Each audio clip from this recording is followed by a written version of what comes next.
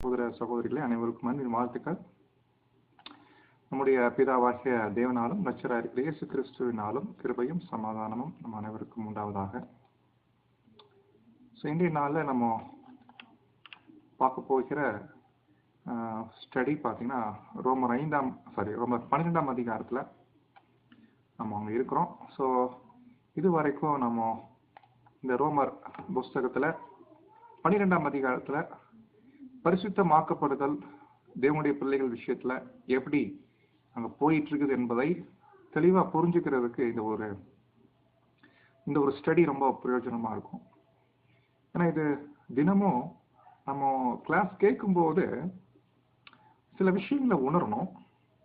கேட்கக்கூடிய விஷயங்களை, அந்த உணர்ந்த விஷயங்களை அன்றாட வாழ்க்கையில அது நம்ம வெளியே போகும்போது, வேலையில் இருக்கும்போது, நடக்கும்போது, பிரயாணம் பண்ணும்போது நமக்குள்ள எப்படி தேவன் இந்த பரிசுத்தமாக்கக்கூடிய விஷயம் பண்ணிட்டு இருக்கிறாங்க, எப்படி அதற்கான விஷயம் நமக்குள்ள போயிட்டு இருக்குது, அதுல எந்த அளவுக்கு நாம ஒத்துழைப்பு கொடுக்கிறோம் அப்படின்றத நம்ம ஒவ்வொரு நாளிலும் ஒவ்வொரு நேரமும் அது உணர வேண்டியது அவசியமா இருக்கு இல்லைங்களா? ஸோ அதனால ஆனா அப்படி உணரணும் அப்படின்னா முதல்ல சில விஷயங்களை நம்ம தெளிவா உள்வாங்க வேண்டி இருக்குது. அது உள்வாங்கினா தான் இப்படியாக நம்ம உணர முடியும். அந்த வகையில அப்போஸ்தலனாகிய பவுல் ரோமர்கள் நிருபம் 12ஆம் அதிகாரத்துல வசனம் 1-2 பேசிட்டாரு. பரிசுத்தமாக்கப்படுதல் எப்படி நமக்குள்ள என்ன தேவன் பண்றார் அப்படின்னா என்ன அர்த்தம் பார்த்தாச்சு. அடுத்த வசனம் 3 பவுல் பேச ஆரம்பிக்கிறாரு. இந்த பரிசுத்தமாக்கப்படுதல்ல தேவனுடைய ஏற்பாடு என்ன, எப்படிப்பட்ட ஏற்பாடு வச்சுட்டாரு இவ்விதமாக நாம் பரிசுத்தமாக்கப்படுவதற்கு. அந்த ஏற்பாட்டை நம்ம சரியா புரிஞ்சுக்கிட்டு அந்த ஏற்பாட்டுக்கு உள்ளவர்களாக, அந்த ஏற்பாட்டின்படி இசை உள்ளவர்களாக நம்ம இருக்கும்போது தான் அந்த பரிசுத்தமாக்கப்படுதல் தேவன் நம்மகிட்ட பண்ணுவார். இப்படித்தான் நம்ம தேவனுக்கு என்ன பண்ண முடியும், ஒத்துழைக்க முடியும். தேவனுடைய பரிசுத்தமாக்குதல் தேவன் தான் பண்றாரு நம்மகிட்ட. ஆனா தேவனுக்கு நம்ம என்னதான் செய்ய முடியும்னா ஒத்துழைக்கணும். அந்த ஒத்துழைப்பு எப்படி கொடுக்க முடியும்னா அவருடைய ஏற்பாடுகளுக்கு நாம என்ன ஏற்பாடு பண்ணிட்டார், இந்த ஏற்பாட்டுல எப்படி இருக்கணும், என்ன செய்யணும், என்ன பண்ணக்கூடாது, இப்படிப்பட்ட விஷயங்களை நாம சரியா புரிஞ்சுக்கிட்டு அதுக்கு நம்ம ஒப்பு கொடுக்கும், அந்த ஒத்துழைப்பு கொடுக்கும் இல்லைங்களா?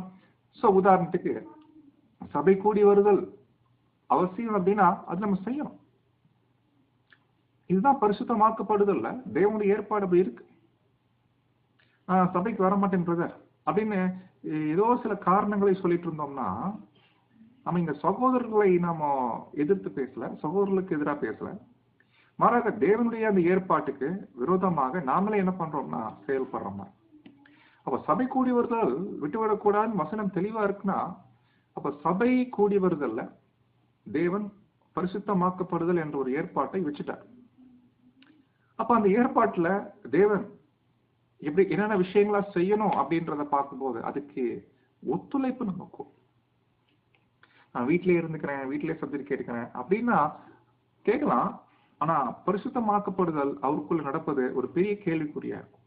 அதனால நம்முடைய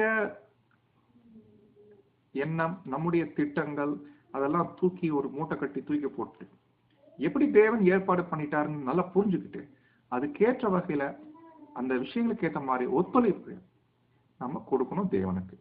ஸோ அப்படித்தான் நம்ம பார்த்தோம். அதுல ஃபர்ஸ்ட் விஷயம் பார்த்தோம், சபை தேவன் எப்படி வச்சுட்டாருன்னா சபை பார்த்தீங்கன்னா சரீரத்தில் அநேக அவயவங்கள் இருக்குது, ஆனா ஒரே சரீரமா இருக்கு. எல்லா அவயவங்களுக்கும் ஒரே தொழில் இல்லை.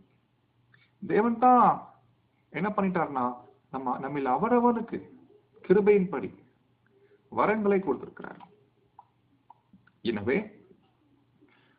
வரங்களை பெற்ற நாம் அந்த வரங்களை சரியான வகையில அதை பயன்படுத்த வேண்டும். இந்த வரங்கள் விஷயத்துல நம்ம ஞாபகம் இருக்குங்களா, பவுல் திமோத்திக்கு சொல்வார் நினைக்கிறேன், உனக்கு அருளப்பட்ட வரத்தை அதை நீ என்ன பண்ணணும்னா அனல் மூட்டு, அந்த வரத்தை நல்லா அணைச்சு, அந்த கொடுக்கப்பட்ட வரத்தை பத்தி அசதியா இருக்காத, அந்த உனக்கு மூப்பராகிய சங்கத்தார் கைகளை வைத்த போது உனக்கு ஒரு வரம் கொடுக்கப்பட்டுச்சு. இது இல்லாம இன்னொரு வரமும் தீமோத்திக்கு கொடுக்கப்பட்டுச்சு. பட் இந்த வரத்தை நீ என்ன பண்ணணுமாமா, இங்கிலீஷ்ல ஒரு வார்த்தை வரும், ஸ்டிர் அப் அப்படின்னா அது நல்லா பாருங்க. இப்போ ஸ்டிர் அப்னா என்னன்னா கலக்கி விடுறது. இப்ப பாருங்க, இப்ப நம்ம ஒரு டீல வந்து சுகர் போடுறோம். இப்ப சுகர் போட்டுட்டு அப்படியே குடிச்சிடுறோம்.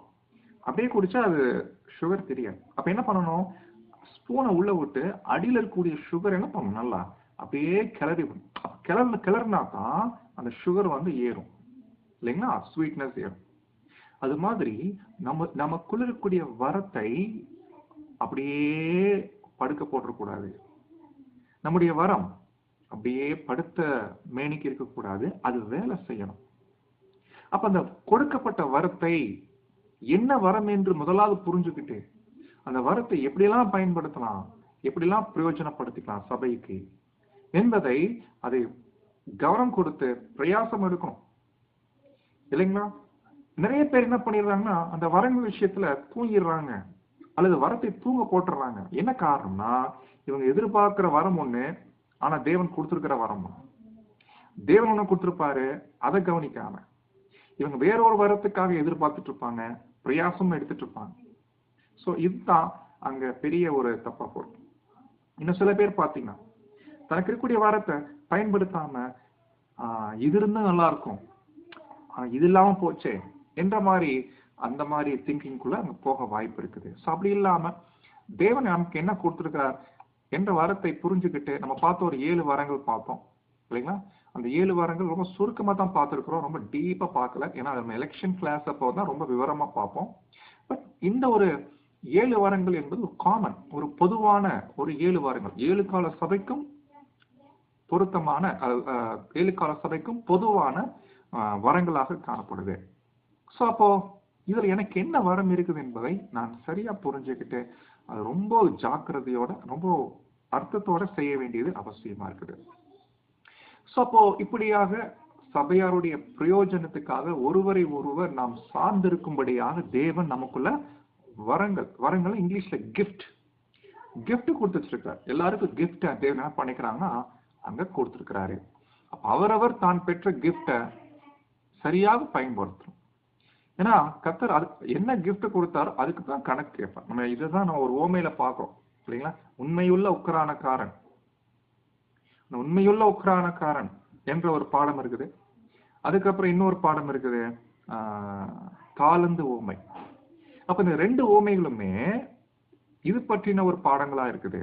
எந்த அளவுக்கு அந்த பரிசுத்த ஆவியின் வரங்களை நாம் பயன்படுத்துகிறோம் என்பது ரொம்ப முக்கியமா இருக்கு. இதெல்லாம் ஏன் தெரியுங்களா, பரிசுத்தமாக்கப்படுதல இதெல்லாம் சில தேவனுடைய பிளான்ஸ். ஆக்சுவலி பரிசுத்தமாக்கப்படுதல் தேவன் நம்மகிட்ட பண்றார், அதுக்கு இந்த மாதிரி ஏற்பாடு பண்ணிட்டார்ல, அது ஒரு ஏற்பாடு தான் இந்த வரங்களை பயன்படுத்துற விஷயம்.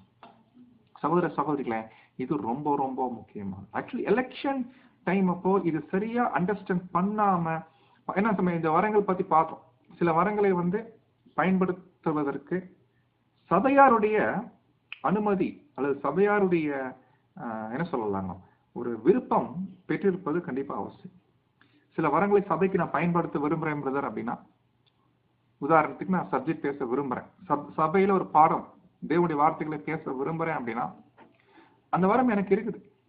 அப்போ சபையாருடைய அந்த ஆமோதிப்பு எனக்கு தேவைப்படுது. சபையாருடைய ஆமோதிப்பை பெற்றவராக நான் அந்த ஊழியத்தை பண்றதுதான் அது நல்ல ஒரு ஆரோக்கியமான விஷயம். ஆனா சில நேரங்கள்ல சபையார் அந்த வரத்தை தேவன் அவர் மூலமா தரக்கூடிய ஆசீர்வாதத்தை அது பயன்படுத்தாம கூட இருப்பான். அதனால சபையார் என்ன பண்ண மாட்டாங்கன்னா அவருக்கு கை தூக்க மாட்டான். கை தூக்க என்ன அர்த்தம் தெரியுங்களா? ஆக்சுவலி 2 ரீசன் இருக்கணும். ஒரு பிரதர் எலெக்ஷன் அப்போ எலெக்ட் ஆகலைன்னா 2 ரீசன் இருக்கும். அந்த 2 ரீசன் என்னன்றதை அவங்க தான் புரிஞ்சும். ஒண்ணு, ஊழியம் செய்வதற்கான தகுதி இருக்குது, வரம் இருக்குது, அந்த ஊழியத்தை நல்லா செய்வாரு, அருமையா வரம் இருக்குது. ஆனா என்ன பிரச்சனைனா 1 தீமோத்தேயு 3ஆம் அதிகாரம் தீத்துல சொல்லப்பட்ட அந்த ஒரு தகுதிகளை பெற்றவராக இல்லை. அந்த தகுதிகளில் குறை இருக்கிறதாக காணப்படுகிறது. எனவே வரங்கள் இருந்தாலும் இந்த வரங்களை பெற்ற இந்த சகோதரர் சபைக்கு ஊழியம் செய்யற விஷயத்துல, அது எலெக்ஷன் மூலமா, அவருக்கு தகுதிகள் விஷயத்துல வரம் இருக்குது, பட் தகுதிகள் விஷயத்துல கொஞ்சம் பிரச்சனை இருக்குது அப்படின்னா அது தேர்ந்தெடுக்காமல் இருப்பது ரொம்ப நல்லது. இது ஒரு காரணம். இன்னொரு காரணம் என்னன்னு கேட்டீங்கன்னா, அவருக்கு வரம் இருக்குது, தகுதி இருக்குது, ஆனா சபையார் அதை கண்டுபிடிக்க தவறுறாங்க. சபையார் அதை கண்டுபிடிக்க தவறி இதனால் என்ன நடக்குதுன்னா, தேவன் அவர் மூலமா தரக்கூடிய ஆவிக்குரிய ஆசீர்வாதங்களை இதன் நிமித்தமாக பெற்றுக்கொள்ளாமல் இருக்கிறார்கள். அப்போ இப்படி சொல்லும் போதுதான் பொதுவா சகோதரர்கள் என்ன நினைச்சுக்கிறாங்க, அப்ப எதுக்கு பிறகு எலெக்ஷன் ஒண்ணு இருந்தா தானே இந்த பிரச்சனை. எலெக்ஷனே இல்லைன்னா யார் வேணாலும் சப்ஜெக்ட் பண்ணலாம், யார் வேணாலும் கிளாஸ் பண்ண பேசலாம் அப்படின்றதுதான் பிரச்சனை இல்லை இல்லைங்களா. உண்மையிலே இது நல்லதா, கேட்கறதுக்கு நல்லதா இருக்குது. ஆனா தேவனுடைய ஏற்பாடுகள் இப்படித்தான் வச்சுட்டார். ஏன்னா இந்த எலெக்ஷன் நிமித்தமா பாத்தீங்கன்னா பிரச்சனைகள், பிரிவினைகள் வருமானு கேட்டா அது கண்டிப்பா வரும். ஆனா வர்றது நல்லதுன்றார். ஏன்னா அப்பதான் உத்தமர்கள் என்னார் என்று விளங்கும்படி இல்லைங்களா. நம்ம ட்ரூத்துக்கு வந்ததுல இருந்து எலெக்ஷனே இல்லாம அப்படியே காலம் சப்ஜெக்ட் கேட்கிறோம், பேசுறோம், வரோம், போறோம், ஊழியம் பண்றோம், இப்படியே போயிட்டுன்னு வச்சுக்கோங்களேன். நம்ம எல்லாரும் யாரும் நம்மள உத்தமர்கள் என்னார் என்று கண்டுபிடிக்க முடியாது. அப்போ எலெக்ஷன் என்றது ஒரு தேவனுடைய ஏற்பாடு. ஒரு நம்ம எல்லாரும் தேவன் என்ன பண்றாருன்னா ஒரு ஒழுங்குக்கு உட்பட்டு இருக்க சொல்றாரு. ஒரு ஒழுங்கை ஏற்படுத்தி கொடுக்கிறாரு. இதெல்லாம் ஒழுங்குக்கு உட்பட்டு இருங்கன்றார். நம்ம என்ன பண்றோம், அது செய்யறதுக்கு பிரயாசம் எடுக்கும் போதுதான் அங்கதான் நம்மள யாரு உத்தமமா நடக்கிறோம். உத்தமமான என்னங்க, இந்த ஒழுங்கை கண்டுபிடிச்சு இந்த ஒழுங்குக்கு இசைவா நடக்க விரும்புறோம், இல்ல ஒழுங்கை நம்ம மீறோம், இப்படின்ற ஒரு விஷயம் அப்பதான் தெரியவே அங்க வருது. அதனால சகோதர சகோதரிகளே, இப்படியாக ஒழுங்கு என்பது தேவனுடைய பிள்ளைகளுக்கு ரொம்ப முக்கியமாக காணப்படுது. அப்போ இதெல்லாம் நம்ம பார்த்தோம். சோ இப்போ இந்த 7 வாரங்களை பத்தி பார்த்த பின்னாடி இப்போ நெக்ஸ்ட் அடுத்த பாயிண்ட் பவுல் வராரு. இப்ப எப்படி வர்றாருன்னா, அதாவது பாத்தீங்கன்னா பேசுற விஷயங்கள் கிட்டத்தட்ட 9ஆம் வசனத்திலிருந்து 21 வரைக்குமே பவுல் ஒரு சபை என்று சொல்லும் போது சபையில நம்ம எல்லாம் எப்படி இருக்கணும், என்ன பண்ணணும், என்ன பண்ணக்கூடாது அப்படின்ற ஒரு ஏற்பாட்டு தேவன் நமக்கு சொல்லியிருக்கக்கூடிய அந்த ஒரு காரியத்தை புரிஞ்சுக்க சொல்றாங்க. இதெல்லாம் நாம் பரிசுத்தமாக்கப்படுவதற்கு நம் அவசியம் செய்ய வேண்டிய, கடைபிடிக்க வேண்டிய காரியங்களாக இருக்கிறது. சகோதர சகோதரிகளே, நாம இன்னைக்கு அதுதான் நம்ம பார்க்க போறோம். ஸோ இன்னைக்கு முழு காரியங்கள் பார்க்க முடியாது. மாறாக இன்னைக்கு நம்ம ஒரு 13 வசனங்களை மாத்திரம், 13 வரைக்கும், வசனம் 13 வரைக்கும் ஒரு 5 வசனங்களை மாத்திரம் நம்ம இன்னைக்கு தியானிப்போம். ஸோ நீங்க பைபிள் திறந்து வச்சுக்கோங்க. ஸோ பைபிள் திறந்து வச்சுட்டீங்கன்னா இப்போ 9ஆம் வசனம் இப்போ நம்ம படிக்கிறோம். பவுல் வந்து ஒரு ஆர்டர்ல கொண்டு போயிருக்கு. இது ஒரு வரிசைக்கரமா கொண்டு போயிருக்காரு. எப்படி கொண்டு போயிருக்காரு கேட்டீங்கன்னா, 9ஆம் வசனம் அகாப்பே அன்பை பத்தி பேசுவார் இல்லைங்களா. 9ஆம் வசனம் அகாப்பே அன்பை பத்தி அவர் பேசுவார். 10ஆம் வசனம் ஃபீலியா, சகோதர அன்பு, ஃபீலியா பத்தி பேசுவார். 11ஆம் வசனம் ஊழியத்துல எப்படி இருக்கணும் அப்படின்னு ஊழியம் பத்தி பேசுவார்.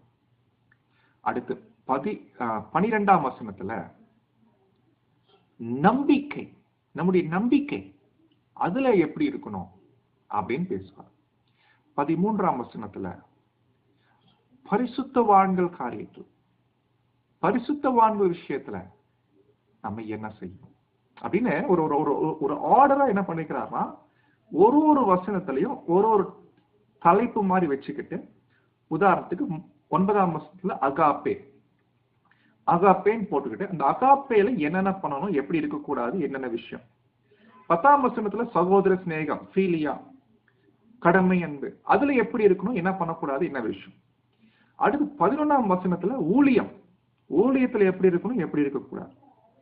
12ஆம் வசனம் நம்பிக்கை, நம்ம எல்லாருக்கும் நம்பிக்கை இருக்கு இல்லைங்களா, ஒரே நம்பிக்கைக்கு அழைக்கப்பட்டிருக்கிறோம் இல்லைங்களா, நம்ம எல்லாருக்கும் ஒரே நம்பிக்கை தான். அந்த நம்பிக்கையில எப்படி இருக்கணும், எப்படி இருக்கக்கூடாது. 13ஆம் வசனத்துல பரிசுத்தவான்கள் தேவனுடைய பிள்ளைகள். இன்னொரு அர்த்தம் இருக்கு. இந்த வார்த்தை ரொம்ப அண்டர்லைன் பண்ண வார்த்தை. பரிசுத்தவான்கள் அப்படின்னா நல்லா கவனிங்க. பைபிள்ல நீங்க எங்க பரிசுத்தவான்கள் படிக்கிறீங்களோ அந்த வார்த்தைக்கு ஒரு ஸ்பெஷல் இருக்கணும். ஏன்னா நம்ம பார்த்தோம், ஏற்கனவே ஒரு சப்ஜெக்ட் பார்த்திருக்கிறோம், பரிசுத்தம் ஆக்கப்பட்டவர்கள், பரிசுத்தவான்கள் என்று யார் அழைக்கிறோம்னா யாரெல்லாம் தேவனுடைய ஜனங்களா இருக்கிறாங்க அவங்க எல்லாம் பரிசுத்தவான்கள். தேவனுக்கென்று தங்களைய ஒப்பு கொடுத்திருக்கிறாங்களோ, தேவனுக்கென்று தங்களைய ஒதுக்கி வச்சிருக்கிறாங்களோ, தேவனுக்கென்று தங்களைய அர்ப்பணித்திருக்கிறார்களோ, இவர்கள் தேவனுடைய ஜனங்கள், தேவனுடைய ப்ராப்பர்ட்டி, தேவனுடைய பிள்ளைகள். எனவே இவர்கள் பரிசுத்தவான்கள். இவர்கள் தேவனுக்கென்று பரிசுத்தமாக்கப்பட்டவர்கள். தேவனுக்கென்று பரிசுத்தமாக்கப்பட்டவர்கள் என்று சொல்லும் போது அவங்கதான் பரிசுத்தவான்கள். அப்போ பரிசுத்தவான்கள் விஷயத்துல நாம எப்படி நடந்துக்கணும், அவங்களை எப்படி பார்க்கணும்? ஏன்னா அவங்க தேவனுடைய ஜனங்கள், தேவனுடைய ப்ராப்பர்ட்டி, தேவனுக்கு சொந்தமானவங்க. அவங்க காரியத்துல நாம எப்படி இருக்கணும்? அதுதான் 13ஆம் வசனத்துல பவுல் அங்க பேசுறாரு. இப்போ இந்த 5 காரியங்களை மட்டும் பார்த்து நம்ம முடிக்கலாம். அடுத்த கிளாஸ்ல மிச்சம் இருக்கக்கூடிய விஷயங்களை பார்த்து நம்ம பார்த்துக்கலாம். இதெல்லாம் தேவனுடைய ஏற்பாடுகள். சோ இதை நம்ம பார்க்கிறோம் சகோதர சகோதரிகளே. ஸோ இப்போ ஃபர்ஸ்ட் பாயிண்ட் நம்ம நீங்க நோட் பண்ணிக்கோங்க. இதெல்லாம் நோட் பண்ணி வச்சுக்கோங்க. ஏன்னா இது அப்பப்போ ரொம்ப கவனிக்க வேண்டிய பாயிண்ட் என்னன்னா சகோதர சகோதரிகளே, ஆக்சுவலி இப்போ படிக்கிற விஷயங்கள் எல்லாமே பார்த்தீங்கன்னா நீங்க என்ன பண்ணணும்னா சகோதர சகோதரி சபை கூடி வரும் இல்லைங்களா, கூடி வரும்போது ஃப்ரீ டைம்ல இத பத்தி சம்பாஷிக்கணும். ஏன் சம்பாஷிக்கணும் சொல்றேன்னா அதுக்கு ஒரு விஷயம் இருக்கணும். இப்ப நம்ம கேட்டு இந்த விஷயங்களை மறந்துருவோம் சீக்கிரத்துல. கேட்ட விஷயங்களை சகோதர சகோதரிகள் சேர்ந்திருக்கும் போது சம்பாஷிக்கணும். பிரதர், நம்ம லைஃப்ல பரிசுத்தமாக்கப்படுதல் போயிட்டு இருக்குது, நீங்க என்ன ஃபீல் பண்றீங்க அப்படின்றது சம்பாஷிக்கணும் இல்லைங்களா? அப்போ ஏன் சம்பாஷிக்கணும்னா அப்பதான் நமக்குள்ள அந்த ஒரு தாட், அந்த எண்ணமானது அது ஓடிக்கொண்டே இருக்கும். அந்த பரிசுத்தமாக்கப்படுதல் நமக்குள்ள தினமும் போயிட்டு இருக்குது என்பது அந்த ஒரு எண்ணமானது தினமும் ஓடிக்கொண்டிருக்கணும். அப்படின்னா முதல்ல நமக்குள்ளே சம்பாஷிக்கணும், நமக்கு நாமே சம்பாஷிக்கணும் இல்லைங்களா? அந்த புது சிருஷ்டி அப்பப்போ இது பேசும், திங்க் பண்ணும், இது என்ன விஷயம், என்ன தேவன் பண்ணிட்டு இருக்கிறாங்க, எப்படி போயிட்டு இருக்கு நமக்கு இல்லைங்களா? இது ஒரு சம்பாஷணை. அதே போல பிரதர் சிஸ்டர்ஸ் மீட் பண்ணும்போது இப்படிப்பட்ட சம்பாஷணைகள் கண்டிப்பா அது நல்ல ஒரு பயனுள்ளதாக காணப்படும் நமக்கும் சகோதர சகோதரிக்கும். அப்போ இது நீங்க ஒரு அது பழக்கமா கொண்டு வந்துட்டீங்கன்னா அது கண்டிப்பா பிரயோஜனமா இருக்கும். தேவையற்ற பேச்சுகள், தேவையில்லாத ஒரு பிரயோஜனம் இல்லாத வார்த்தைகள், ஒரு கான்வர்சேஷன், சம்பாஷணைகள் அது நமக்கு தவிர்க்கிறது ரொம்பவே அது நல்லது. ஓகே, ஏன்னா இப்படித்தான் ஒருவரை ஒருவர் நம்ம பலப்படுத்த வேண்டிய ஒரு கட்டாயத்துல ஒரு சூழ்நிலையில் நம்ம இருக்கிறோம் அன்பானவர்களை. ஸோ ஃபர்ஸ்ட் பாயிண்ட், உங்கள் அன்பு மாயமற்றதா இருப்பதாக, தீமையை வெறுத்து நன்மையை பற்றி கொண்டிருங்கள். இது பேசுது அகாப்பே. அகாப்பே உடைய காரியம் பத்தி ஃபர்ஸ்ட் பாக்குறோம். நமக்கு ஏற்கனவே அகாப்பேனா என்னன்றத நம்ம சப்ஜெக்டா பார்த்துருக்கோம். ஞாபகம் இருக்குங்களா? 1 கொரிந்தியர் 13ஆம் அதிகாரத்துல அகாப்பே அப்படின்னா என்னன்றத நம்ம பார்த்துருக்கோம். அப்போ இந்த ஒரு அகாப்பே பத்தி நம்ம ஏற்கனவே பார்த்த விஷயங்கள் நம்ம தெளிவா புரிஞ்சிருந்தோம் அப்படின்னா இது ரொம்ப எளிமையா புரியும். பொதுவா அகாப்பே அப்படின்னா 2 அர்த்தம் இருக்கு. ஒன்னு என்ன அர்த்தம்? சத்துருக்களை சிநேகிக்கிறது. சத்துருக்கள் விஷயத்துல நம்ம எப்படி நடந்துக்கிறோம், சத்துருக்கள் காரியத்துல நம்ம எப்படி நடந்துக்க கூடாது அப்படின்ற ஒரு விஷயம் இருக்கு. அங்கத்தான் நம்ம காட்டுறோம் அகாப்பே. இது ஒரு அர்த்தம். இன்னொரு அர்த்தம் என்னன்னு கேட்டீங்கன்னா ஜீவனை கொடுக்கிற அன்பு இல்லைங்களா? அதாவது இன்னொருத்தருக்காக நம்ம லைஃப நஷ்டப்படுத்திக்கிறோம், இன்னொருத்தருக்காக நம்ம லைஃப தியாகம் பண்றோம். இதான் அகாப்பே. அப்போ இப்படியாவது ஜீவனை கொடுக்கக்கூடிய அன்பு. சோ இந்த ஒரு விஷயத்த சரியா புரிஞ்சுக்கிட்டோம்னா இங்க பவுல் சொல்லக்கூடிய முதல் விஷயம் பாத்தீங்கன்னா, உங்கள் அன்பு மாயமற்றதா இருப்பதாக. சோ இது என்ன அர்த்தம் கேட்டீங்கன்னா, இதுலயே தெரிஞ்சிடும் பாயிண்ட் என்னன்னு. நம்ம சத்துருக்களை சிநேகிக்கிறோம் என்றதா இருக்கட்டும், இல்ல நான் சகோதரர்களுக்காக ஜீவனே கொடுக்கிறேன் அப்படின்றதா இருக்கட்டும், இது எப்படி இருக்கக்கூடாதுன்னா மாயமாலமா இருக்கக்கூடாது. அது மாயமாலமா இருந்துச்சுன்னா அது நல்ல விஷயமே இல்லை. அன்பானவர்களே, இந்த மாயமாலமான அன்பு இதான், இதுக்கு பேர் தான் அகாப். காட்டுறது அகாப்பே, அகாப்பே காட்டுறது கரெக்டா இருக்கணும், கண்டிப்பா காட்டணும். ஆனா அது கூட மாயமாலமா இருக்கக்கூடாது. அவ இருக்க முடியுமான்னு கேட்டீங்கன்னா கண்டிப்பா முடியும். மாயமாலம் பண்ணலாம். சகோதரர்களுக்காக ஜீவனே நான் கொடுக்கிறேன் பிரதர், மாயமாலம் பண்ண முடியுமா? தாராளமா பண்ணலாம். சத்துருக்களை சிநேகிக்கிறேன் பிரதர், மாயமாலம் பண்ணலாமா? பண்ணலாம். ஆனா இப்படிப்பட்ட அன்பு மாயமற்றதாக இருக்குமா? அது என்ன மாயமற்றது அப்படின்னா, இதெல்லாம் செய்யறது நடிக்கிற மாதிரி இருக்கக்கூடாது இல்லைங்க. இப்ப மாயமாலமா என்னங்க, அது ஒரு நடிக்கிற, அது மாதிரி இருக்கிற மாதிரி காமிச்சுக்கிறது, இருக்கிற மாதிரி அகாப்பி அன்பு காமிக்கிற மாதிரி காமிச்சுக்கிறது, அது அது நடிக்கிற மாதிரி. இதுக்கு பேர் தான் மாயமாலம் இல்லைங்களா? அப்போ நான் சகோதரர்களுக்காக ஜீவனை கொடுக்கிறேன், சகோதரர்களுக்காக நான் சத்துருக்களை நான் சிநேகிக்கிறேன், இது நடிப்பு மாதிரி இருக்கக்கூடாது, மாயமாலம் இருக்கக்கூடாது இல்லைங்களா? அப்போ எந்த நோக்கத்துல, சுத்தமான அன்புல, சுத்தமான ஓப்பன் மைண்ட்ல நம்முடைய அன்பு காணப்பட வேண்டியது அவசியமாக காணப்படுது. சோ இந்த பாயிண்ட் நம்ம கண்டுபிடிக்கிறோம், நம்முடைய அன்பு மாயம் அற்றதாக இருக்கணும். இது ஃபர்ஸ்ட் பாயிண்ட் இல்லைங்களா? ஏன்னா தேவன் அப்படித்தான் விரும்புறார். ஆனா இந்த அகாப்பி அன்பு காமிக்கிற விஷயத்துல இன்னொரு பாயிண்ட் அவர் சொல்றாரு, தீமையை வெறுத்துருங்க, நன்மையை பற்றி கொண்டிருங்க. பாருங்க, தீமையை வெறுக்கணும், நன்மையை பற்றி கொண்டிருக்கும். இதுக்கும் அகாப்பைக்கு என்ன சம்பந்தம் இருக்குது அப்படின்னு கேட்டீங்கன்னா, அதாவது சகோதர சகோதரிகளே, கர்த்தர் இயேசு விஷயத்துல நம்ம படிக்கிறோம். கர்த்தர் இயேசு அவர் இந்த பூமியில அவர் இருக்கும்போது அவரு எப்படிப்பட்டவராக வாழ்ந்தார் என்பதை குறித்து நாம படிப்போம். அப்போ கர்த்தர் இயேசுடைய வாழ்க்கை விஷயத்துல அவர் இந்த பூமிக்கு வந்த போது அவருடைய மைண்ட் அல்லது அவருடைய நிலைப்பாடு என்னவென்று நம்ம பார்க்கும்போது அது நம்ம வசனங்கள்ல ரொம்ப தெளிவா அங்க பார்க்கிறோம். அதாவது என்னன்னு படிக்கிறோம்னா, அதாவது பலிகள் விஷயத்துல தேவனே நீங்க பலி விரும்புறது இல்லை, பட் நீங்க விரும்புற விஷயம் எதுனா கீழ்ப்படிதல். அது ரொம்ப முக்கியம். பலியை பார்க்கிலும் அது கீழ்ப்படிதல். அதுதான் தேவன் என்ன பண்றாருன்னா அங்க விரும்பக்கூடிய விஷயம். அதனால்தான் நம்ம படிக்கிறோம் எபிரேயர் புஸ்தகத்துல 10ஆம் அதிகாரத்துல இருந்து, அட்லீஸ்ட் இது பழைய ஏற்பாட்டில இருந்து எடுத்து கோடிட்டு காமிப்பாரு. ஆகையார் அவர் உலகத்தில் பிரவேசிக்கும் போது பலியையும் காணிக்கையும் நீர் விரும்பவில்லை, ஒரு சரீரத்தை எனக்கு ஆயத்தம் பண்ணிடு.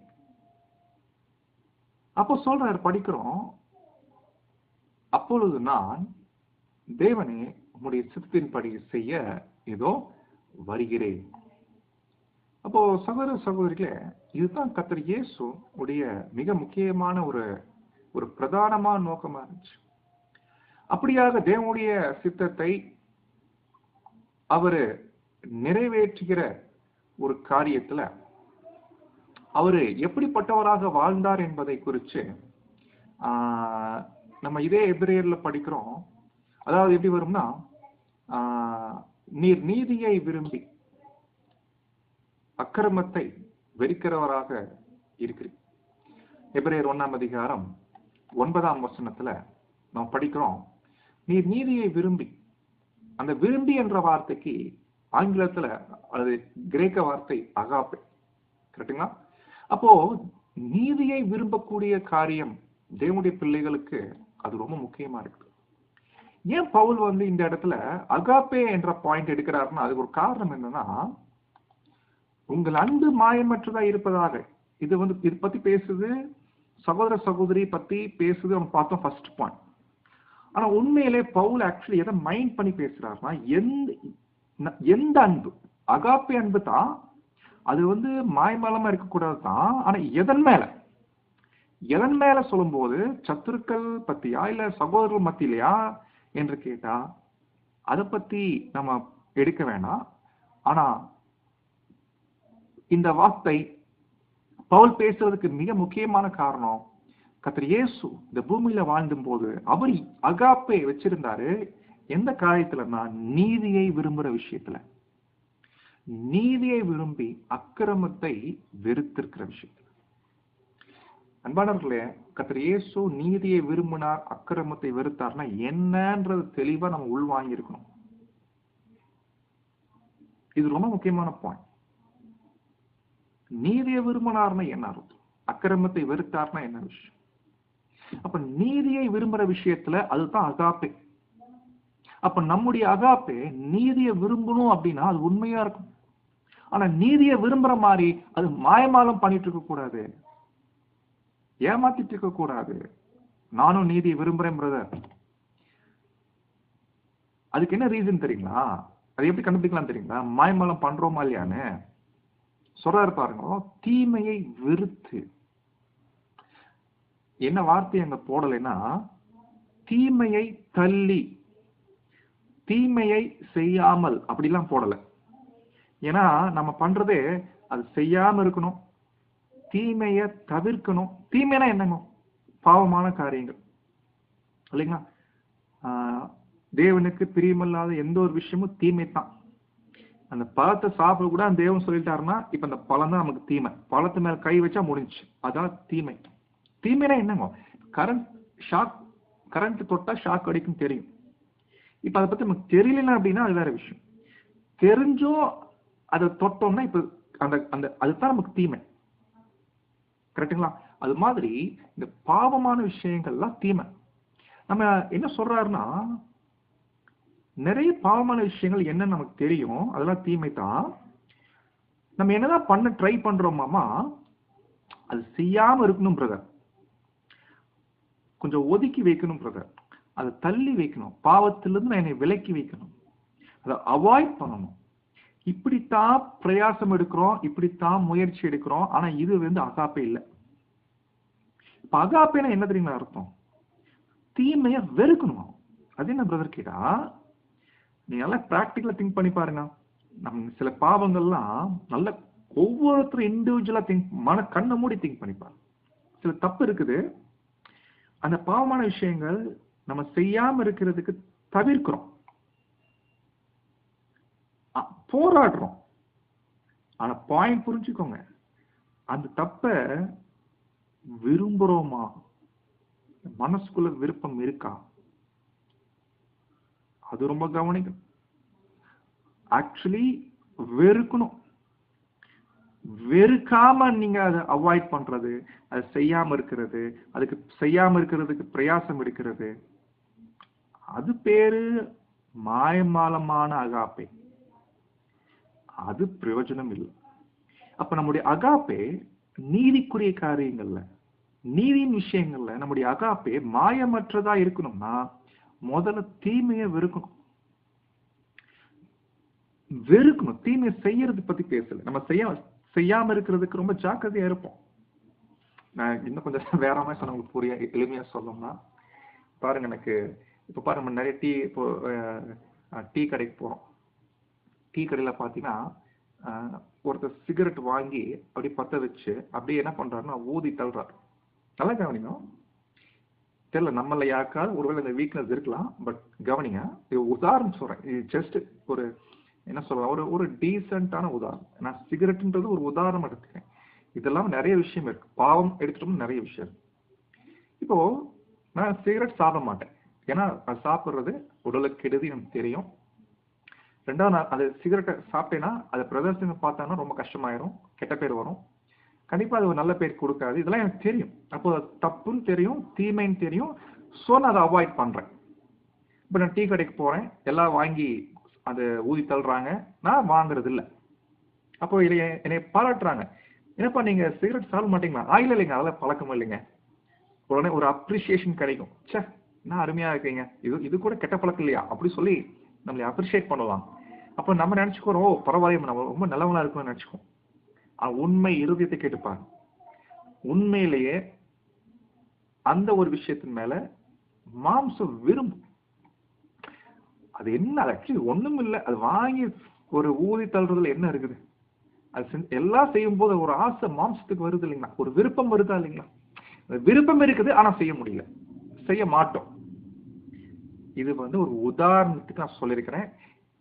இதன் மேல நீங்க என்ன பண்ணா, அவரவருக்கு தெரியும் எந்தெந்த விஷயங்கள்ல எந்தெந்த பாவங்கள் விஷயத்துல நான் தவிர்க்கிறேன், செய்யறது இல்ல, ஆனா விருப்பம் இருக்கு. இந்த பாவமான விஷயங்கள் எல்லாமே அநீதி. அந்த பாவமான விஷயங்களை நான் என்ன பண்ணக்கூடாதுன்னா செய்யக்கூடாது, அதுதான் நீதி.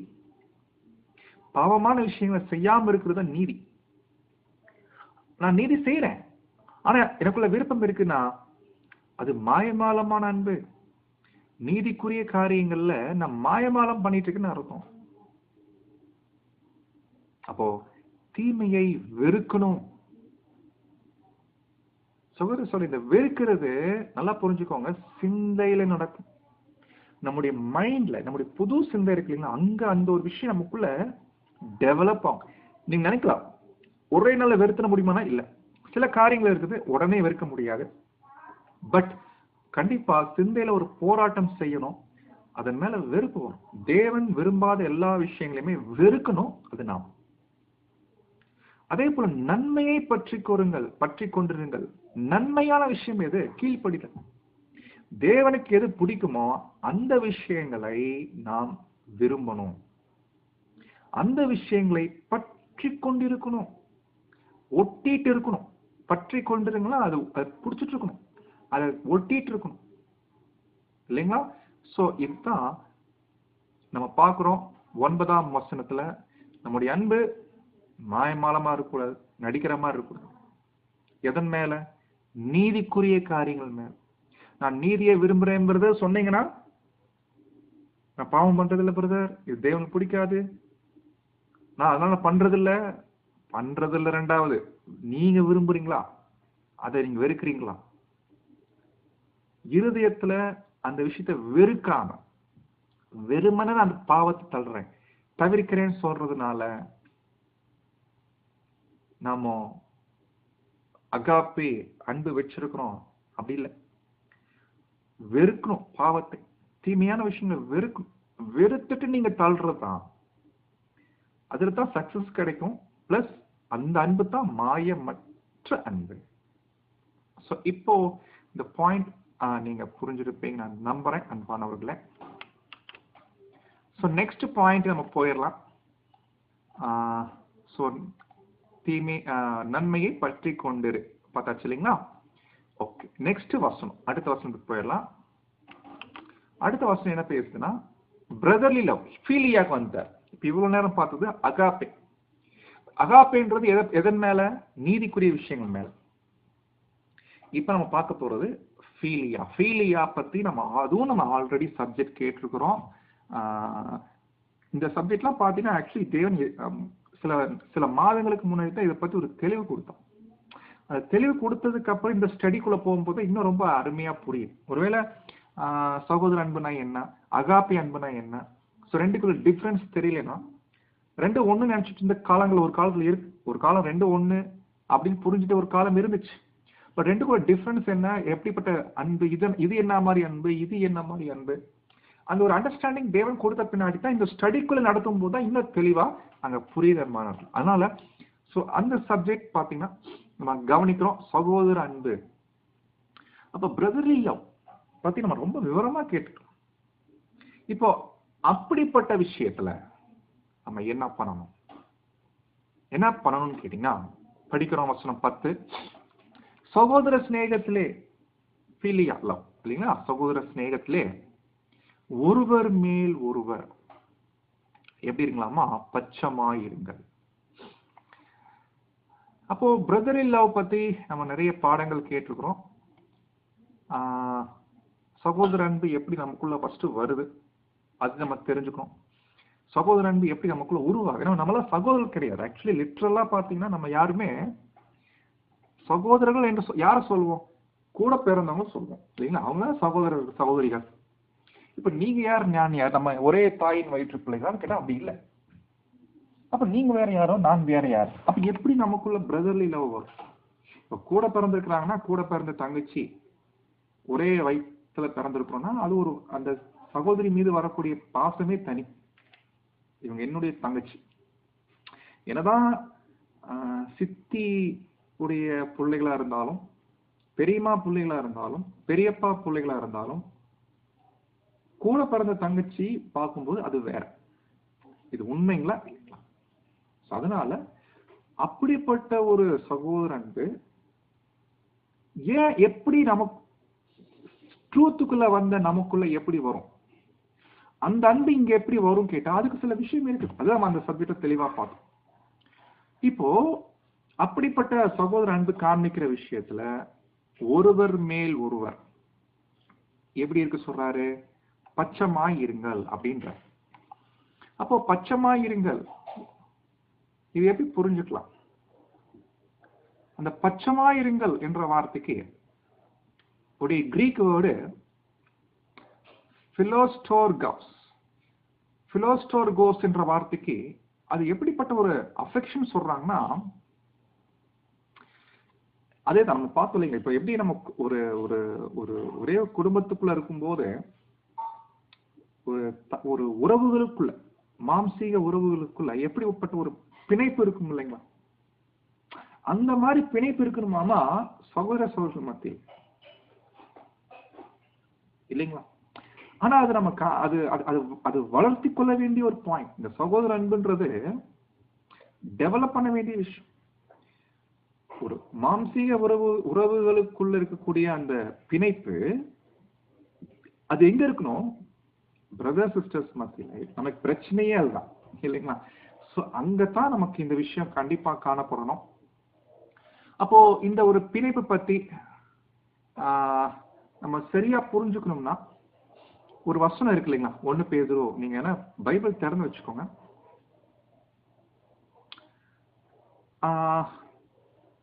அதுல பாத்தீங்கன்னா 1 பேதுரு 3ஆம் அதிகாரத்துல நான் படிக்கிறேன் கவனிங்க. வசனம் 8 சகோதர அன்புனா எப்படி இருக்கணும் சொல்றாரு. அந்த அஃபெக்ஷனா இருக்கிறது, பிணைப்பா இருக்கிறது என்ன. மேலும் நீங்கள் எல்லோரும் ஒருமனப்பட்டவர்களும் இரக்கமுள்ளவர்களும்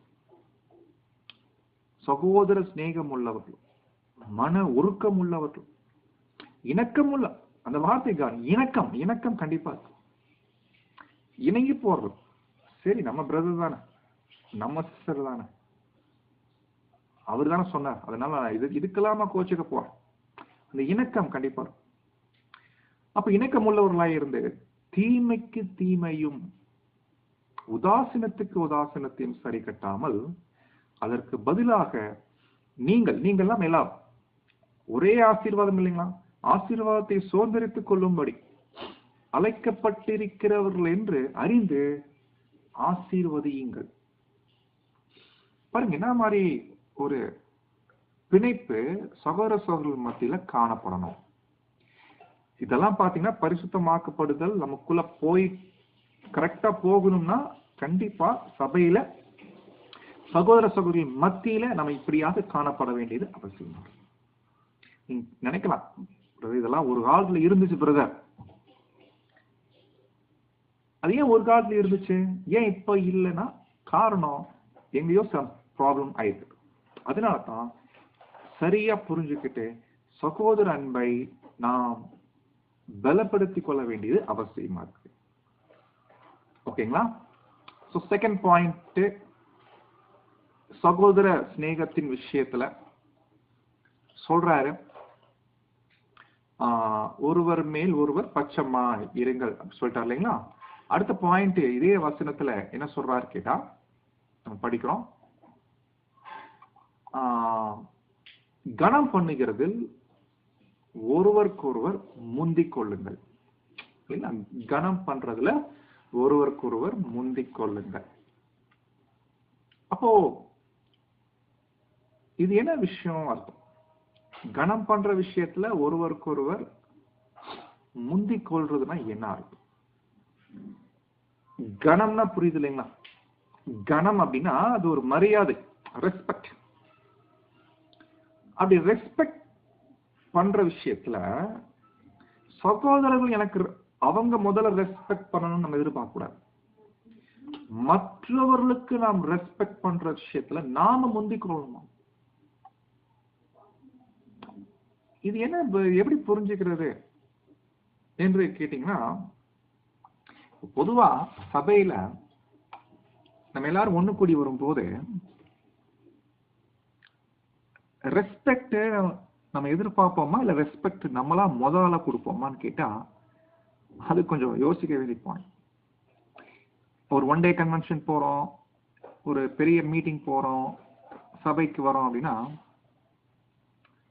ரொம்ப நாளுக்கு அப்புறம் ஒரு பிரதர் வர்றார். அவரும் நம்மள மாதிரி ஒரு பெரிய பிரதரா இருப்பாரு வச்சுக்கோங்களேன். 2 பிரதர்ஸ் இருக்கிறாங்க, 2 பேரும் ஸ்பீக்கர் வச்சுக்கோங்க. ஒரு பிரதர் இருக்கிறாரு, அவர் ரொம்ப நாளுக்கு அப்புறம் இன்னொரு பிரதர் மீட் பண்றாரு, அவரும் ஸ்பீக்கர் இவரும் ஸ்பீக்கர். நல்லா கவனிங்க. இப்போ அந்த பிரதர் இவர் பார்த்துட்டார், ஆனா இன்னும் அந்த பிரதர் இவரை பார்க்கல. அந்த பிரதரை இவர் பார்த்துட்டாரு, பட் இவரை அந்த பிரதர் பார்க்கல. நல்லா கவனிங்க. இப்போ இவர் என்ன நினைக்கிறார், சரி அவரை நம்மளை பார்க்கல, நாமளும் கொஞ்சம் பார்க்காத மாதிரி இருக்கலாம், நம்ம கிட்ட வரும்போது நம்மளை பார்த்து விஷ் பண்ணுவார், அப்ப விஷ் பண்ணிக்கலாம் அப்படின்னு இவர் சும்மா இருந்தாருன்னா ஒரு அர்த்தமே என்ன? இதுவே இவரே போயிட்டு அவர் பக்கத்துல போயிட்டு கை கொடுத்த பிரதர் எப்படி இருக்கிறீங்க அப்படின்னு வாலண்டியரா கேட்கறது, அது எப்படி இருக்கு? இதுல எது பண்ணா கொஞ்சம் மாம்சத்துக்கு பிடிக்கும், எது பண்ணா மாம்சத்துக்கு பிடிக்காது? கெஸ் பண்றீங்களா? கண்டிப்பா இல்லைங்களா? நம்மளா போய் வழிய போயிட்டு அவருக்கு விஷ் பண்றோம். ஏன்னா அவரு எனக்கு மேல இல்ல, அவரும் என்னை போலத்தான். என்ன சொல்லணும்னா அவரோட ட்ரூத்துக்கு முன்னாடி நான் வந்துட்டேன். இப்ப நான் போய் அவர்கிட்ட போய் எந்திரிச்சு போய் நான் விஷ் பண்ணுமா? இப்படிலாம் மாம்சம் திங்க் பண்ணும். ஏன்னா கனம் கொடுக்கிற விஷயத்துல நம்ம பொதுவாக கனம் வாங்குறது பிடிக்கும். யாராவது நம்மளை பிரதர் விஷ் பண்ணி நம்மளை பாராட்டி நமக்கு ஒரு ரெஸ்பெக்ட் கொடுத்தாங்க வச்சுக்கோங்க, அது பிடிக்கும். அது ஒரு மாம்ச இயல்பு தான் இல்லைங்களா? மற்றவங்க நம்மளை ரெஸ்பெக்ட் பண்ணா அது ஒரு பிடிக்கும். ஆக்சுவலி நீங்க நல்லா யோசிச்சு பார்த்தீங்கன்னா இந்த ரெஸ்பெக்ட்ன்றது ட்ரூத்ல இருக்கக்கூடிய பிரதர்ஸ் சிஸ்டர்ஸ் மத்தியில கிடைக்குது இல்லைங்களா? ஆனா கொஞ்சம் கண்ணமுடி திங்க் பண்ணி பாருங்க, உலகத்துல இருக்கிற ஒருத்தரும் அவங்க மதிக்க மாட்டாங்க. நீங்க உலகத்துல பாருங்க, உலகத்துல இருக்கிறவங்க மாறி மாறி ரெஸ்பெக்ட் பண்ணிக்கிறாங்க. சில பேர் ரொம்ப ரெஸ்பெக்ட் கொடுப்பாங்க, மாலையெல்லாம் போட்டு ஸ்டேஜ்ல நிப்பாட்டி கனம் பண்ணி பாராட்டி புகழ்ந்து. இது நம்மளை பண்ண சொல்லுங்க பார்க்கலாம், பண்ண மாட்டாங்க. நம்ம அவங்க பாரிக்கு நம்ம ஒண்ணுமே கிடையாது இல்லைங்களா? ஆனா நமக்கு மரியாதை அல்லது மதிப்பு இல்லைங்க, அந்த அந்த ரெஸ்பெக்ட், அந்த மதிப்பு, ஒரு வேல்யூ சொல்றோம் இல்லைங்க. இப்போ உண்மையிலே ட்ரூத்ல வந்த பின்னாடி தான், ட்ரூத்ல இருக்கிற பிரதர் சிஸ்டர்ஸ் மத்தியில தான் அந்த மதிப்புன்னு ஒண்ணு கிடைக்குதுன்னா அங்கிருந்தா கிடைக்கும் இல்லைங்களா? நினைச்சு பாருங்க, சொந்தக்காரங்க மதிக்கிறாங்களா இல்ல, உலகத்தின் நண்பர்கள் மதிக்கிறாங்களா இல்ல. சரி, ஒருவேளை நீங்க உலகத்தில் நல்ல ஒரு பெரிய ஒரு மேனேஜர் போஸ்டிங்ல இருந்தீங்கன்னா மேபி உங்களுக்கு மதிக்க வாய்ப்பு இருக்கு. இந்த உலகத்துல ஒரு பெரிய பதவியில இருந்தீங்கன்னா உலகத்தார் உங்களை மதிக்க வாய்ப்பு இருக்கு. பட் எல்லாரும் கிடையாது. நம்ம உலகத்துல இருக்கிறவங்க யாரும் மதிக்க மாட்டாங்க. உண்மையிலே இந்த ட்ரூத்துக்கு வந்த பின்னாடி தான், சத்தியத்தினால தான் நமக்கு இந்த மதிப்பே கிடைக்கும். அதனால்தான் நம்ம கன்வென்ஷனலா மீட் பண்ணும்போது வாலண்டியர் பிரதர்ஸுங்க வந்து என்ன பண்றாங்க, கை கொடுக்குறாங்க, பிரதர் எப்படி இருக்கீங்க, பாராட்டுறாங்க, உற்சாகப்படுத்துறாங்க. ஆனா இப்படியாக சபை மத்தியில பொதுவா ஜெனரலா ஸ்பீக்கர்ஸ், எல்டர்ஸ்ங்களுக்கு ஒரு மதிப்பு ஆட்டோமேட்டிக்கா கிடைக்கும். ஆனா சபையில எல்லாரும் ஒருவரை ஒருவர் மதிப்பு கொடுக்கணும். அந்த மதிப்பு கொடுக்கிற விஷயத்துல முந்தி கொள்ளணுமா இல்லைங்களா? சோ மதிப்பு கொடுக்கிற விஷயத்துல தேவனி ஜனங்கள் என்ன பண்ணிக்கணும்னா அதை முந்தி செய்ய வேண்டியது அவசியமா இருக்குது. அப்போ சகோதர சகோதரிகள கனம் பண்ற விஷயம் முன்னுரிமை கொடுங்கன்ற. அடுத்த பிரதருக்கு மதிப்பு கிடைக்கணும், முன்னுரிமை கொடுங்க. ரெஸ்பெக்ட் மற்ற எனக்கே கிடைக்கணும், எனக்கே மதிப்பு கிடைக்கும் நினைக்காம எல்லா பிரதர் சிஸ்டர்ஸ்களுக்கும் உடன் சகோதரருக்கும் அந்த ரெஸ்பெக்ட் கிடைக்கணும். இது ஏன் பிரதர் செய்யணும்னு கேட்டா அப்பதான் ஒரு விஷயம் இருக்குது, அப்பதான் நம்முடைய சுயம் சாகும். இப்ப நம்ம சுயம் சாகடிக்கிறதுக்கு தேவன் எப்படி பிளான் பண்ணிக்க இருக்கிறீங்களா? சபையில நமக்கே மதிப்பு கிடைக்கணும். மதிப்பு கிடைக்கிற விஷயத்துல மற்றவர்களுக்கு முன்னுரிமை கொடுங்க. அங்கதான் நம்ம என்ன பண்றோம் அங்க புரிஞ்சுக்கணும். பாருங்க, அப்போ இப்படியாக சகோதர சிநேகத்துல ஒருவருக்கொருவர் மதிப்பு கொடுக்கிற விஷயத்துல முன்னுரிமை பாராட்டி ஒருவர் மேல் ஒருவர் பட்சமாக அங்க இருக்கணும். சோ இப்போ பார்த்தாச்சு சகோதர சிநேகம், செகண்ட் பாயிண்ட். தேர்ட் பாயிண்ட் வந்துடலாம். 11ஆம் வசனம், ஊழியம். ஊழியம் விஷயத்துல எப்படி பண்ணணும்? இங்கிலீஷ்ல எப்படி வருது? In business. ஊழியத்துல 2 பாயிண்ட். அசதியா இருக்காது. தமிழ்ல கொஞ்சம் டிரான்ஸ்லேஷன் இன்னும் பெட்டரா பண்ணிருக்கலாம். தமிழ்ல எப்படி வருதுன்னா அசதியாயிராமல் ஜாக்கிரதையாயிருங்கள் வருது. ஆனா இங்கிலீஷ்ல அப்படி வருது. ஊழியத்துல அசதியா இருக்காதுங்க, அவ்வளவுதான் இல்லைங்களா? ஊழியத்துல அசதியாக இருக்காதீர்கள், அவ்வளவுதான் பாயிண்ட் அங்க வருது. அப்ப ஊழியத்துல அசதியா இருக்கிறதுனா என்ன சகோதர சகோதரிகளே? அது ரொம்ப நம்ம அங்க கவனி. அப்போ தேவன் நமக்கு எல்லாருக்கும் ஊழியம் கொடுத்திருக்கிறார் சொல்லும் போது, ஊழியம்னா என்னங்க, தேவனுடைய வேலையில கர்த்தருடைய ஊழியம் சொல்லும் போது நிறைய சொல்லலாம். சத்தி பேசுறது மட்டுமல்ல, சின்ன சின்ன விஷயமா இருக்கட்டும். ஊழியம் சொல்லும்போது கர்த்தருக்கு, தேவனுடைய பிள்ளைகளுக்கும் சத்தியத்துக்கும் நம்ம ஏறெடுக்கக்கூடிய எல்லா வேலைகளுமே கர்த்தருக்கென்று செய்யக்கூடிய ஊழியம் தான். அதுல அசதியா இருக்க கூடாதுங்க. ஏன்னா அசதின்றது ஆவியில வந்துடக்கூடாதுன்ற. ஆவியில அனல் உள்ளவர்களா இருக்கணும், ஆவியில உற்சாகம் உள்ளவர்களாக காணப்பட வேண்டியது அவசியமாக அங்க இருக்குது. அப்போ சகோதர சகோதரிகளே, எனவே தேவனுடைய வேலையில ஆவியில நம்ம அசதியா இருக்கக்கூடாது, மாறாக உற்சாகம் உள்ளவர்களாக காணப்பட வேண்டியது அவசியமா இருக்கு. இன்னொரு டிரான்ஸ்லேஷன் பாத்தீங்கன்னா, நீங்கள் கர்த்தருக்காக உழைக்க வேண்டிய காலத்தில் சோம்பேறியாக இராதீர்கள். கர்த்தருக்காக உழைக்க வேண்டிய காலத்தில் சோம்பேறியாக இராதீர்கள். அவருக்கு சேவை செய்வதிலே ஆவியில் அனல் உள்ளவர்களாக இருங்கள் அப்படின்னு இன்னொரு மொழிபெயர்ப்புல நம்ம என்ன பண்றோம்னா அங்க படிக்கிறோம். அப்போ ஊழியம் பண்ற விஷயத்துல எவ்வளவு ஊழியம் பண்ணிருக்கிறோம் அப்படின்ற கணக்குல அது எப்படி பண்ணிருக்கிறோம் என்பதும். நிறைய ஊழியம் பண்ணேன், கம்மியா பண்ணேன் இல்ல, ஒரு ஊழியம் பண்ணிட்டாலும் அது எவ்வளவு வைராகியமா, எவ்வளவு உற்சாகமா அந்த வேலையை நம்ம எடுத்து பண்ணிருக்கிறோம். அது ரொம்ப முக்கியமான அது பாயிண்ட். அன்பானவர்கள், அசதியா இல்லாமல் ஊழியம் விஷயத்துல இப்படிப்பட்ட ஒரு பார்வை நமக்கு கண்டிப்பா அங்க அவசியம் இருக்குது. அப்ப முதல்ல ஊழியம் பண்றவர்கள் தங்களுக்கு என்ன ஊழியம் இருக்குது என்பதை புரிஞ்சுக்கிட்டு அந்த ஊழியத்தை தகுந்த மாதிரி சரியான ஒரு ஆவிக்குரிய ஒரு வைராகியத்தோடு அனலோடு அந்த வேலையை அங்க செய்யணும். ஒண்ணு இல்லைங்க, நிறைய நேரம் நம்ம இது பண்ற மிஸ்டேக் தான். சப்ஜெக்ட் பண்ண சொல்லி வாய்ப்பு கிடைக்குது அப்படின்னா அந்த சப்ஜெக்ட் பண்றது கூட பாத்தீங்கன்னா நிறைய நேரங்கள் அது ப்ரிப்பரேஷனா இருக்கட்டும், ஸ்டடி பண்றதா இருக்கட்டும், அதுலயே ஆனல் இருக்கணும். சும்மா பொத்தாம் பொதுவா அப்படி காமனா அப்படி இல்லாம, அதே போல சபையில ஒரு கிளீனிங் ஒர்க் நடக்குதுன்னா அந்த கிளீனிங் ஒர்க் பண்றது கூட உற்சாகமா செய்யணும். ஒரு விசனத்தோட அப்படி செய்யாம அது கூட உற்சாகமா வைராகியமா செய்யணும். இதெல்லாமே தேவனுடைய பிள்ளைகள் சரியான வகையில செய்யணும். அதான் படிக்கணும் இல்லையா, பிரசங்கில படிக்கணும். உன் செய்யும்படி உன் கைக்கு நேரடிக்கிறது எதுவோ அதை உன் பலத்தோட செய். அதான் நம்ம முக்கியம். அப்ப அந்த பலத்தோட செய்யக்கூடிய அந்த விஷயமானது தேவனுடைய பிள்ளைகளுக்கு ரொம்ப ரொம்ப அவசியமா இருக்குது. அப்போ ஊழியம் விஷயத்துல அசதியா இருக்கக்கூடாது, மாறாக அனலோட, ஆவியில் அனலோட செய்ய வேண்டியது, அந்த உற்சாகத்தோட செய்யணும். சோ இந்த பாயிண்ட் பார்த்த பின்னாடி அடுத்து 12ஆம் வசனத்துல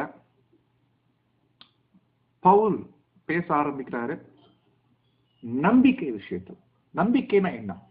இது கூட நம்ம பாடமா பார்த்திருக்கிறோம். நம்பிக்கைனா என்ன, விசுவாசம்னா என்ன? விசுவாசம் நம்பிக்கை ரெண்டு வேற வேற இல்லைங்களா? நம்பிக்கை அப்படின்னா நம்ம எதிர்பார்க்கிற விஷயம். நம்ம எல்லாருக்கும் ஒரு எதிர்பார்ப்பு தேவன் வச்சிருக்கிறார். எதிர்பார்ப்புனா என்ன சொல்லலாம், எதிர்காலத்துல நமக்கு ஒரு பெரிய ஒரு எதிர்பார்ப்பு தேவன் வச்சிருக்கிறார். எதிர்காலம் மட்டும் இல்ல, இம்மையிலும் பாத்தீங்கன்னா சில சில சந்தோஷம், சில சில என்ன சில ரிவார்டு தேவன் நமக்கு வச்சிருக்காரு. ரிவார்டுனா புரியுதுங்க, பரிசு. இம்மையிலே இருக்குது, மறுமையிலே இருக்கு. அப்போ இப்படிப்பட்ட நம்பிக்கையில சந்தோஷமா இருக்கணும். ஏன் அப்படின்னா இந்த நம்பிக்கை, நம்ம எதிர்பார்க்கிற எதிர்பார்ப்பு நம்ம அடையிற வரைக்கும், நல்ல கவனிங்க, எதிர்பார்க்கிற எதிர்பார்ப்பு அடையிற வரைக்கும் அது கொஞ்சம் உபத்திரவம் இருக்கும். ஆனா அந்த உபத்திரவத்துல பொறுமை காமிச்சிட்டோம்னா, பொறுமையை வளர்த்துட்டோம்னா, அந்த எதிர்பார்க்கிற நம்பிக்கை அடையும் போது அது எவ்வளவு பெரிய சந்தோஷமா இருக்கும். ஆனா அது அடையிற வரைக்கும் இப்பவே என்ன பண்ணுனா, நீங்க வச்சிருக்கிற நம்பிக்கையில சந்தோஷமா அங்க இருங்க. பாருங்க, நம்முடைய நம்பிக்கை, அந்த நம்பிக்கையில ஒரு சந்தோஷம் இருக்கணும்ன்ற, ஒரு மகிழ்ச்சி அங்க இருக்கணும்ன்ற. அப்பதான் அந்த உபத்திரவங்கள் மத்தியில, இன்னும் நம்ம அடையல, எதிர்பார்க்கிற எதிர்பார்ப்பை நம்ம இன்னும் அடையல, வச்சிருக்க நம்பிக்கை மேல சந்தோஷம் இருந்துச்சுன்னா,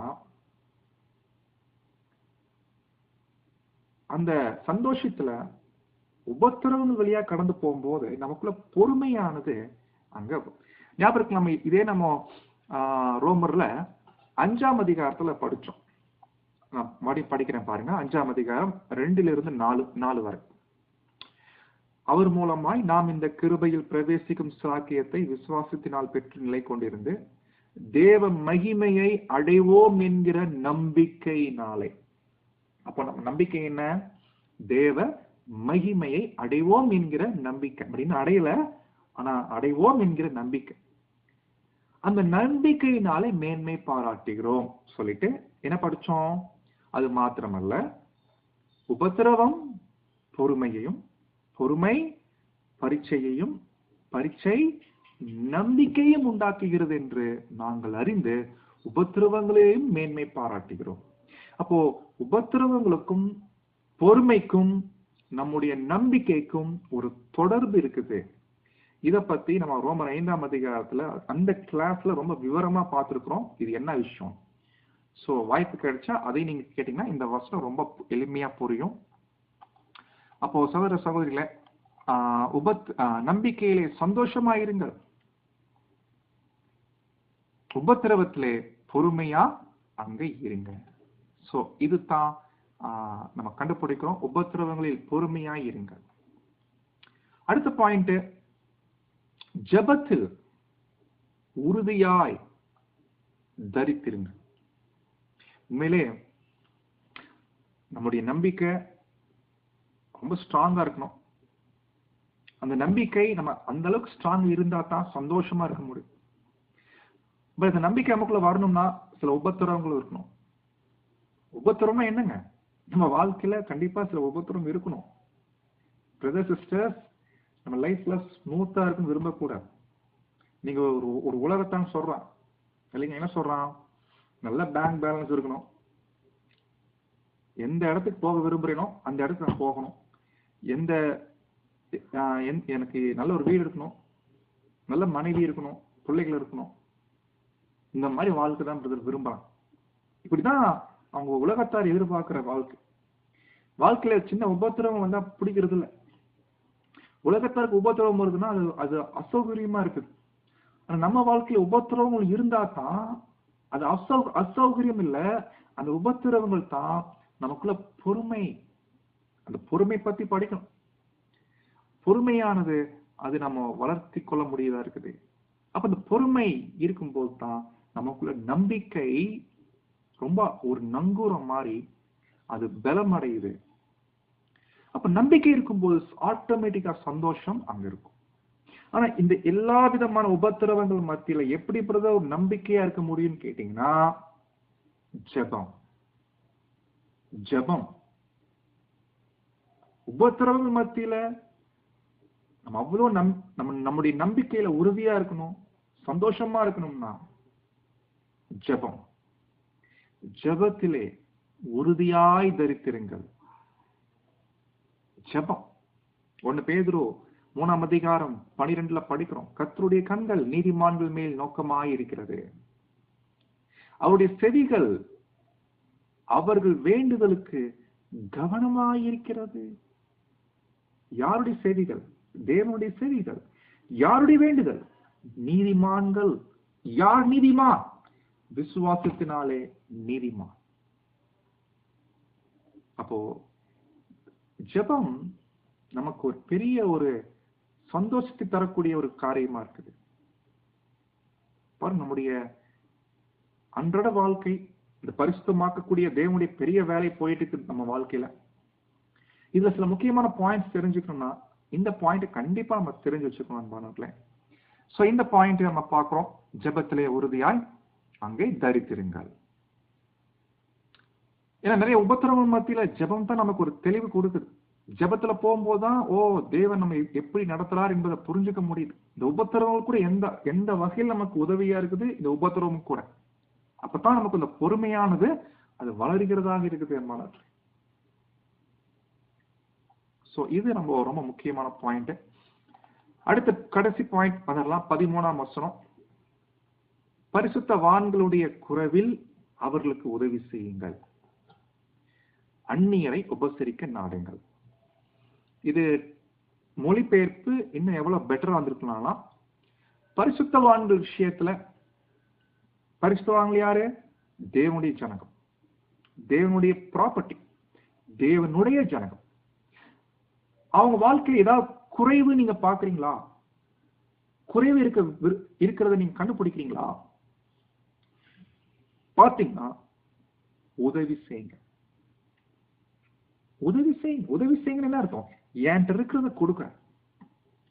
என்கிட்ட இருக்க கொடுக்கிறது மாம்சத்துக்கு பிடிக்காது. அது மாம்சம் சொல்லும், ஏன் நீ கொடுக்குற? ஆனா தேவன் பாருங்க, நம்மளுடைய சுயத்தை சாகடிக்கிறதுக்கு இப்படித்தான் ஏற்பாடு பண்ணிட்டான். உன் சகோதரன் ஒரு குறைச்சொல்லா இருக்கிறது நீங்க பாத்தீங்கன்னா, ஒருவேளை நம்மகிட்ட இருந்துச்சுன்னா, இல்லைன்னா விட்டுருங்க, இருந்துச்சுன்னா நமக்கு தேவைக்கும் அதிகமா இருந்துச்சுன்னா, ஒரு நியாயமான விஷயத்துல கண்டிப்பா உதவி செய்யுங்க. அப்போ நம்மகிட்ட இருக்கிறத அங்க கொடுக்கிறது என்பது உண்மையிலேயே சபையார் மத்தியில, பரிசுத்தவான்கள் மத்தியில அதை வளர்த்தி கொள்ள வேண்டிய விஷயம். இதனால நம்முடைய பரிசுத்தமாக்குதலுடைய விஷயத்துல நம்முடைய சுயமானது சாகடிக்கப்படுகிறது. அடுத்த பாயிண்ட், அந்நியர் என்ற வார்த்தை வருது. ஆனா மூலப்பகுதியில அந்நியர் அப்படின்ற மாதிரி தனி வார்த்தை கிடையாது. ஜெனரலா உபசரிக்க நாடு, உபசரிக்குங்க. பாருங்க, பரிசுத்தவான்கள் குறைவுல உதவி செய்யறது ஒரு விஷயம், என்கிட்ட இருக்கிறத கொடுக்குறேன். ஆனா உபசரிக்க நாடுங்களா இது ஜெனரலா சபையில இருக்கக்கூடிய எல்லா அங்கத்தினரையும் உபசரிக்கணும்னு என்ன தெரியுங்க அர்த்தம்? உபசரிக்கிறதுனா என்னங்க அர்த்தம்? உபசரிக்கிறதுனா வேற ஒண்ணு இல்லைன்னா, இப்ப நான் ஒருவேளை உங்க வீட்டுக்கு நான் வரேன் அப்படின்னா என்னை நீங்க எப்படி உபசரிப்பீங்க? நான் உங்க வீட்டுக்கு வந்தா என்னை எப்படி உபசரிப்பீங்க? அதனால நான் எவ்வளோ கம்ஃபர்டபுளா ஃபீல் பண்றேன், எவ்வளோ ஒரு கம்ஃபர்டபுளா புரியுது இல்லைங்களா? நான் ஒரு சௌகரியமாக உணரணும் உங்க வீட்டுக்கு நான் வந்தேன்னா. கரெக்டுங்களா? யாராவது நம்ம வீட்டுக்கு கெஸ்ட் வராங்கன்னா அவங்க எப்படி அந்த வீட்டுல சௌகரியமாக உணருவாங்க? முதல்ல வந்தா டீ கொடுப்போம், சாப்பாடு கொடுப்போம், ரெஃப்ரெஷ் ஆகுறதுக்கு பாத்ரூம் காமிப்போம், கொஞ்சம் படுத்துவங்க சொல்லுவோம், அவங்க தூங்குவாங்க. இப்படிதான் ஒரு உபசரி. அப்போ அந்த மாதிரி உபசரிக்கும் போது அவங்களுக்குள்ள ஒரு எண்ணத்தை நம்ம விதைக்கிறோம். என்ன எண்ணம்னா, ஓ இந்த பிரதர் அண்ட் சிஸ்டர் நம்ம மேல கொஞ்சம் கரிசனை வச்சிருக்கிறாங்க, நம்ம மேல கொஞ்சம் அக்கறை காமிக்கிறாங்க அப்படின்ற ஒரு எண்ணமானது அவருக்குள்ள வரும். இவர் வீட்டுக்கு போனோம்னா, ஐயோ பிரதர் ரொம்ப கஷ்டமா இருந்தது, ரொம்ப சங்கடமா இருந்தது அப்படின்னு நினைக்கிற மாதிரி இருக்கு. பிரதர் சிஸ்டர் நம்ம விஷயத்துல கொஞ்சம் அக்கறை வச்சிருக்கிறாங்க, நம்மளை கொஞ்சம் அக்கறை காமிக்கிறாங்க. அது மாதிரி உபசரிக்கணுங்களாம். இது உபசரிக்க நாடுங்கள் வார்த்தை, உபசரிங்கள் இல்ல நாடுங்கள். இந்த நாடுங்கள் என்ற வார்த்தைக்கு அர்த்தம் என்னன்னா, சேஸ் பண்ணுங்க, தொடருங்க, அந்த வாய்ப்புகளை சரியா பயன்படுத்திக்கோங்க, அந்த வாய்ப்புகளுக்காக எதிர்பார்த்துட்டுருங்க, அந்த வாய்ப்புகளை தேடுங்க, உபசரிப்பதற்கு தொடருங்க. இது கொஞ்சம் பிராக்டிக்கலா தான் உணர முடியும். மற்றவங்க நம்மளை உபசரிச்சா தான் தெரியும் அது என்ன, உபசரிக்கிறதுனா என்ன. ஆனா உண்மையிலே இது பிராக்டிக்கல் லைஃப்ல செய்யணும். பட் இது எல்லாமே நம் சுயம் சாகடிப்பதற்கான தேவனுடைய ஏற்பாடு. பரிசுத்தவான்கள் விஷயத்துல நம்முடைய சுயம் சாகணும்னா உங்களுடைய குறைவுகள் நாம உதவி செய்யணும், அதே போல உபசரிப்பு செய்யணும். எல்லா பிரதர் சிஸ்டர்ஸ் உபசரிப்பு. ஸோ இது நல்ல அருமையான பாயிண்டா இருக்குது. இதை கொஞ்சம் தியானிங்க. நீங்க வாய்ப்பு இருந்தா பிரதர் சிஸ்டர்ஸ் மீட் பண்ணும்போது இதை பத்தி சம்பாஷிங்க. உபசரிக்கிறதுனா எப்படி பிரதர் பிராக்டிக்கலா? இப்ப நான் உங்களை உபசரிக்கிறதுனால என்ன உங்களுக்கு கிடைக்குது? நீங்க என்னை உபசரிக்கிறதுனால எனக்கு எப்படி இருக்கு, நான் எப்படி ஃபீல் பண்றேன் அப்படின்றத நம்ம சம்பாஷிக்கும் போது அது ரொம்ப உதவியா இருக்கும். அது ஒரு கேரிங் இல்லைன்னா, அது ஒரு கேரிங் பண்ற மாதிரி தான். அன்பானவர்களே, ஸோ இன்றைய நாள்ல பவுல் சொல்லிட்ட இந்த பாடங்களை நம்ம இதுவரை படிச்சிருக்கோம். இன்னும் பேசுறாரு, நிறைய பேசுறாரு. ஒன் பை ஒன்னா கேட்கலாம். நீங்க ஒரு நோட் போட்டீங்கன்னா புல்லட் பாயிண்ட் மாதிரி நோட் பண்ணிக்கோங்க. இந்த வசனம் எதை பத்தி பேசுது, இந்த வசனம் என்ன அப்படி நீங்க புரிஞ்சுட்டீங்கன்னா பிராக்டிக்கல் நடைமுறைக்கு கொண்டு வருவதற்கு ரொம்ப உதவியா இருக்கும். ஸோ இதை குறித்த சம்பாஷணை வைத்துக் கொள்ளலாம். அது பிரயோஜனம். தேவன் தாமே காத்து கிருபை செய்வராக. ஏதாவது டவுட்னா நீங்க கேட்டு கிளியர் பண்ணிக்கோங்க. ஆமென்.